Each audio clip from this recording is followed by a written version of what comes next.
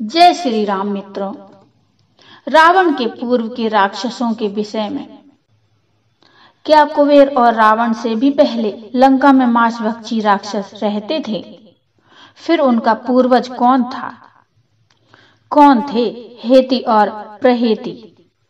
रावण से पूर्व कितने ही राक्षस हुए? श्री राम का राज्य अयोध्या में स्थापित हो गया तो एक दिन समस्त ऋषि मुनि श्री रघुनाथ जी का अभिनंदन करने के लिए अयोध्यापुरी में आए।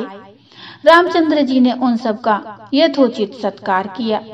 वार्तालाप करते हुए अगस्त्य मुनि कहने लगे, युद्ध में आपने जो रावण का संहार किया वह कोई बड़ी बात नहीं है, परंतु द्वंद्व युद्ध में लक्ष्मण के द्वारा इंद्रजीत का वध सबसे अधिक आश्चर्य की बात है। यह मायामयी राक्षस युद्ध में समस्त प्राणियों के लिए अवध्य था। उनकी बात सुनकर रामचंद्र जी को बड़ा आश्चर्य हुआ। वे बोले, मुनिवर, रावण और कुंभकर्ण भी तो महान पराक्रमी थे।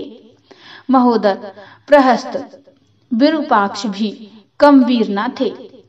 फिर आप केवल इंद्रजीत मेघनाद की ही इतनी प्रशंसा क्यों करते हैं?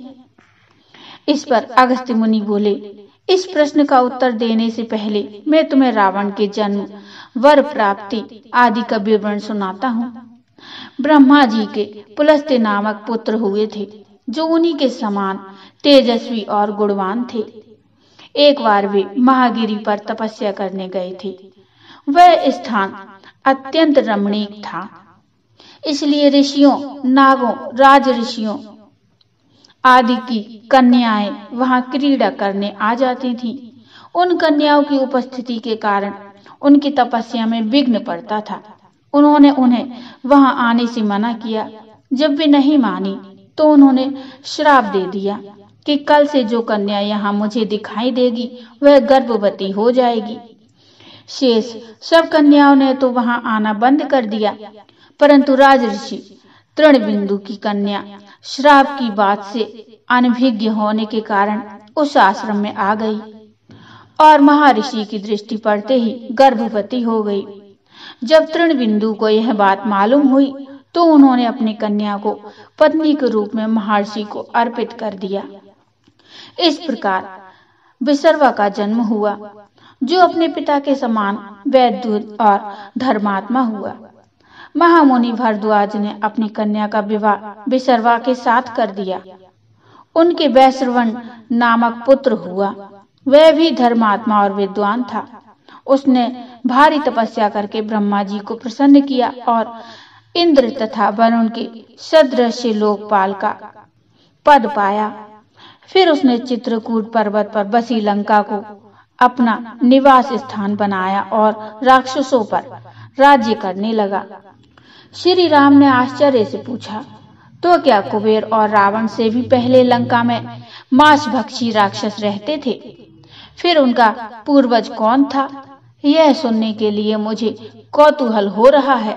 अगस्त्य जी बोले, पूर्व काल में ब्रह्मा जी ने अनेक जल जंतु बनाए और उनसे समुद्र के जल की रक्षा करने के लिए कहा। तब उन जंतुओं में से कुछ बोले कि हम इसकी रक्षा करेंगे और कुछ ने कहा कि हम इसका यक्षण यानी पूजा करेंगे। इस पर ब्रह्मा जी ने कहा, जो रक्षण करेगा वह राक्षस कहलाएगा और जो यक्षण करेगा वह यक्ष कहलाएगा। इस प्रकार वो दो जातियों में बट गए। राक्षसों में हेति और प्रहेति दो भाई थे। प्रहेति तपस्या करने चला गया, परंतु हेति ने भया से विवाह किया, जिससे उसके विद्युत्केश नाम का पुत्र उत्पन्न हुआ। विद्युत्केश के सुकेश नामक पराक्रमी पुत्र हुआ। सुकेश के माल्यवान, सुमाली और माली नामक 3 पुत्र हुए। तीनों ने ब्रह्मा जी की तपस्या करके यह वरदान प्राप्त कर लिए कि हम लोगों का प्रेम अटूट हो और हमें कोई पराजित ना कर सके। वर पाकर वे निर्भय हो गए और सुरों असुरों को सताने लगे। उन्होंने विश्वकर्मा से एक अत्यंत सुंदर नगर बनाने के लिए कहा। इस पर विश्वकर्मा ने उन्हें लंकापुरी का पता बताकर भेज दिया। वहां वे बड़े आनंद के साथ रहने लगे। माल्यवान के ब्रजमुष्टि, विरूपाक्ष, दुर्मुख, सप्तघ्न, यज्ञकोप, मत्त और उन्मत्त नामक 7 पुत्र हुए। सुमाली के प्रहस्त, अकंपन, विकट, कालिकामुख, धूम्राक्ष, दंड, सुपार्श्व, संहादि, प्रधस एवं भारकर्ण नाम के 10 पुत्र हुए। माली के अनल, अनिल, हर और संपाति नामक 4 पुत्र हुए। ये सब बलवान और दुष्ट प्रकृति होने के कारण ऋषि मुनियों को कष्ट दिया करते थे।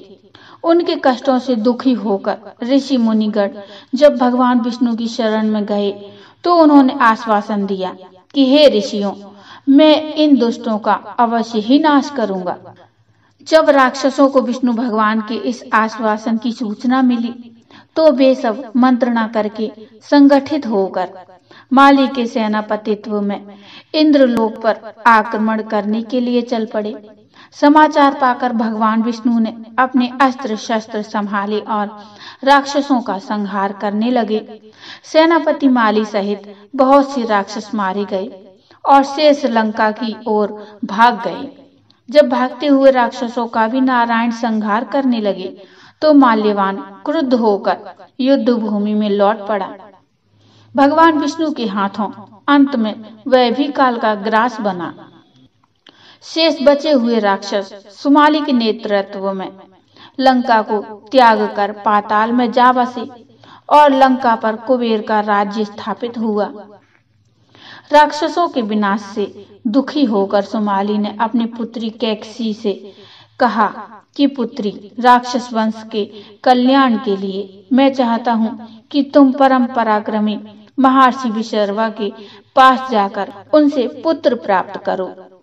वही पुत्र हम राक्षसों की देवताओं से रक्षा कर सकता है। तो बोलो जय श्री राम, जय जय श्री राम।